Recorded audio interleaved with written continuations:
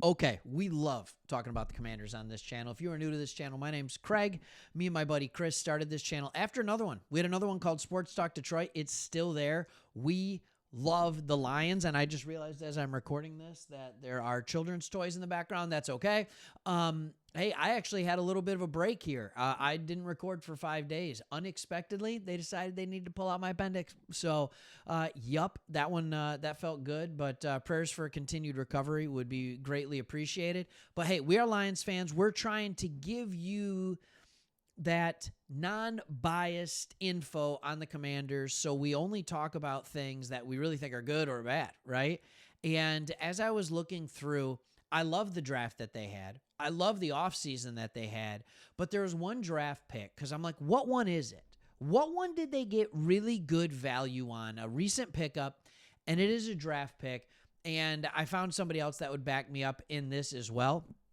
The Athletic did an article where they talked about the best value for every team and what they got. And for the Washington Commanders, they're going with Trey Amos, a cornerback out of Ole Miss. I want you to get to know this guy a little bit. All right, here's what it says in the article, and then we're gonna dive into who this dude is.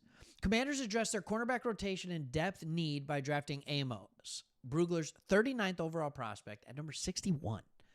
GM Adam Peters said the physical Ole Miss standout with press coverage chops was in the team's first-round discussion, and therefore Washington was pumped when Amos remained on the board late in the round two. If the 6'1 rookie with 4.43 40-yard speed adjusts quickly and starts opposite Marshawn Lattimore, 2024 second-rounder, here's the big one, Mikey Sainristil can go back to his natural slot role. All right. Look at that guy. That's Jim Harbaugh. I'm a big Michigan fan. I know Mikey Sainristil. I know Mike can play on the outside. I saw him do it for you. I know that he is an absolute menace when he is at the nickel spot, when he is playing slot corner, however you want to call it, or opposite of the slot. Trey Amos, he is a guy that has got the prototypical size, speed, chops to play on the outside. And we're going to get into a couple of those things. But before we jump into that, I want you to look at your team. I want to show you the DB room according to PFF. You have Trey Amos here. And then you have Marshawn Lattimore. Now, again, hamstring injuries, things like that. We know the dude is a legit corner. You'll be fine with Marshawn Lattimore at one side.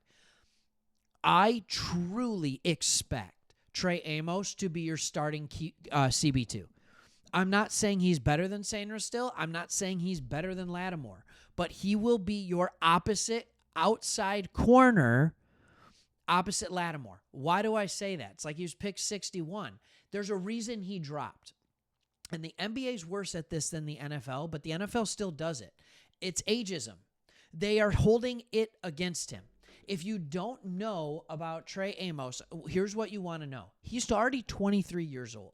Now, you could say that's a bad thing because he's a fifth-year senior. Here's the deal. He was a one-year starter at Ole Miss. In that 1 year, he had an SEC conference best 16 passes defended. He spent his first 3 years at Louisiana, and then he transferred to Bama. The only problem with going to Bama is that he was behind Kool-Aid McKinstry and Terrion Arnold. Those are two pretty good corners. That's all I have to say about that. Those are two first-round corners. And then Nick Saban retired, so he made his move to Ole Miss, and he looked awesome. And here's what's really cool. At Ole Miss, he played in D coordinator Pete Golding's defensive coverage. Now, we talk about Ole Miss and how for their wide receivers, it's a really simple route tree. For their defensive backs, it's totally the opposite. All right? This guy, Golding, asked his corners to play in press man. He asked them to play off man. He asked them to play zone. If there's a defense that a corner can play, he asks them to play it. That's just the way it goes. So he's coming in here. It's not like this guy where you wonder. I remember the Detroit Lions with the third overall pick took Jeff Okudah. How did that work out? Okudah ended up being an absolutely terrible corner because they only play corner in one way at Ohio State. At least they did at that time. So it was really hard to evaluate. What's this guy going to do in man coverage if all he does is play zone? Other corners, what are they going to do in zone if all they play is man? Does what we do fit what they do? And you are going to have to play both in the NFL. You can't get away with not. And so here's a guy who comes in 6'1", 195 pounds. All right, the question is he good enough? Like, what does this look like? And I always have to ask this question as an athlete. As an athlete, he's got the skills. Look at this. A 4.44 unofficial, 4.43 I think at his pro day. All right, he's got the speed, he's got the broad jump, he's got the weight, he's got the height. He has everything you'd want. All right, now he's 280 out of 24, almost 2,500 cornerbacks to ever test. So he has that. The film goes. But the question is, why did he drop to 61? I don't know. But a guy who's a lot smarter than me, Dane Brugler, has him rated, you can see right here, as the number 39 overall prospect and the number 5 corner. If you want me to go to cornerbacks, you can see where he lines up. All right, you can see where he lines up. He is the guy that is right behind what I like to call the big four. All right, you have Travis Hunter, undoubted number 1. All right, then you have Will Johnson at Michigan, Jahdae Barron, and Maxwell Hairston. And I think that Trey Amos put film together that was just as good as Hairston. Hairston just put together a better combine. This guy played against the best and the best of the best, whether in practice across the line or in actual, like over the last 2 years at Bama and at Ole Miss, or just playing the best of the best in the SEC. That's the way it goes. Is the SEC the best conference, by the way?